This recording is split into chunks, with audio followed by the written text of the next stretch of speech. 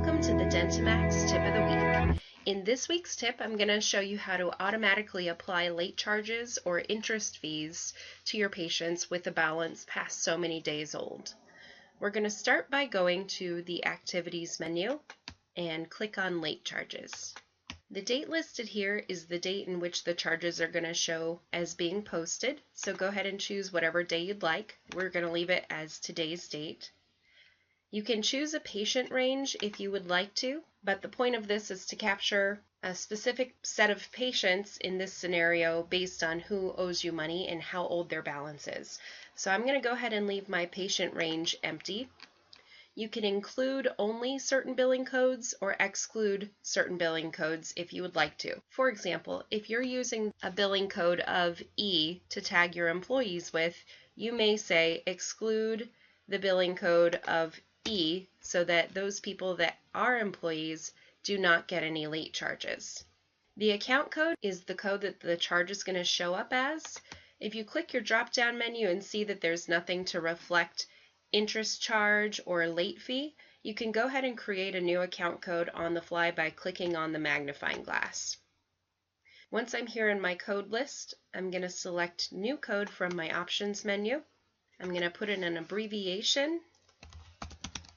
We can do interest or finance for a finance charge, depending on what makes sense to label this as. You can go ahead and create both codes. So certain people, they may get an interest charge based on the type of account they have if they're paying you interest as part of a lending contract. Other people you may apply a finance fee to if you have to bill them more than twice in a 90-day period or perhaps 120 plus days. You could also label this late so that anyone that does not pay you within a 30-day period, you go ahead and apply a late fee to. You can really set this up to be any sort of label you would like. We're going to go ahead and put in the word finance for a finance charge. My description is also going to be finance charge, and the type of code I'm creating is an adjustment. The key here is that most adjustments are going to be taking money off of someone's bill. This adjustment is actually going to be adding money to it. So down here at the bottom, I need to select Allow Positive Amount and then save my changes. I can close out of this screen or use my back button to go back to my late charges screen. And now under account code, I'm going to go ahead and select my finance charge as the code to show up on the patient's ledger. Under the description, the finance charge comes across because that's the descriptor I typed in for my finance charge. Minimum balance is here to set up if you don't want to charge someone a finance charge if they owe you less than $10, for example. We'll go ahead and leave this at $1. Days past due. This is totally up to your discretion. It's going to default to 30 days past due. Maybe you give people a little extra leeway and you want it to be 45 days past due. And you can either charge a flat percent of their bill, or you can just charge a flat fee. If you choose percent, we could say they're going to pay you an additional 5% of their bill for being 45 days past due. The minimum fee is basically the lowest amount that you could charge a person as the finance charge, regardless of what percent is listed here.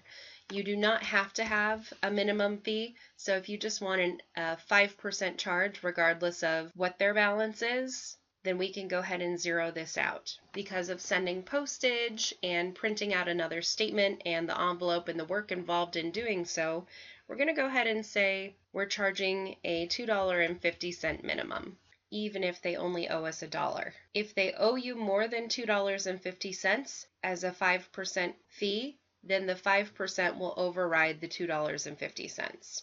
We have the option to not charge patients with a Do Not Bill indicated on their patient information screen, which seems fair if you're not sending them a bill. Depending on your office's contracted insurance, you may only charge patients for the transactions that have already been paid by the insurance with closed claims.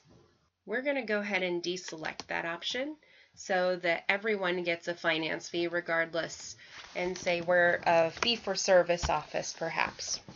The next option is to not charge if a payment has been made in the last 45 days, and depending on your philosophy, you may or may not want to do that. and only charge the head of household with one fee per family. If you have multiple family members with the balance, this is your option to say this whole family or the one account as a whole is only going to get one finance charge. We're going to go ahead and leave that option open as well. Now when we click show, it's going to go ahead and calculate all of the patients that are going to have a finance charge added to their account.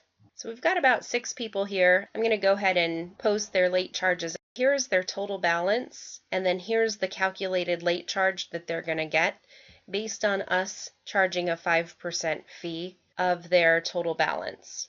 If I pull up my calculator and take 451 and multiply that by 0.05%, we're going to get $22.55, and as you can see, that is the late charge that we're going to be posting.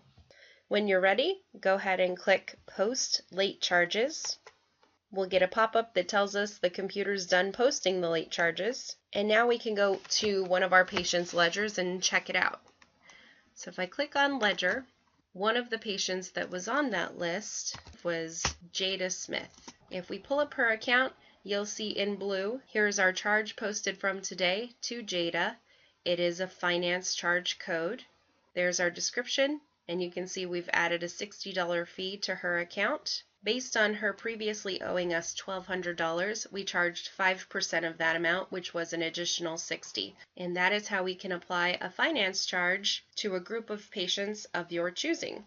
There's a lot of ways that you can use that billing code in conjunction with the finance charges as well.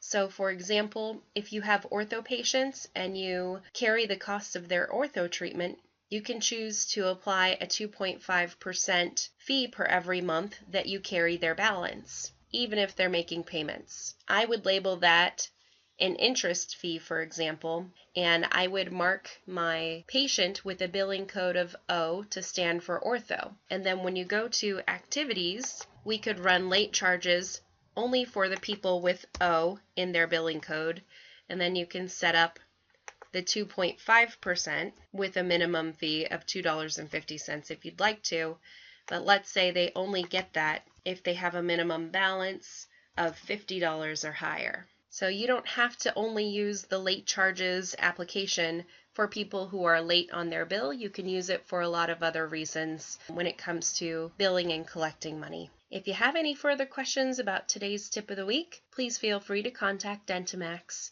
at 1-800-704-8494. Thank you.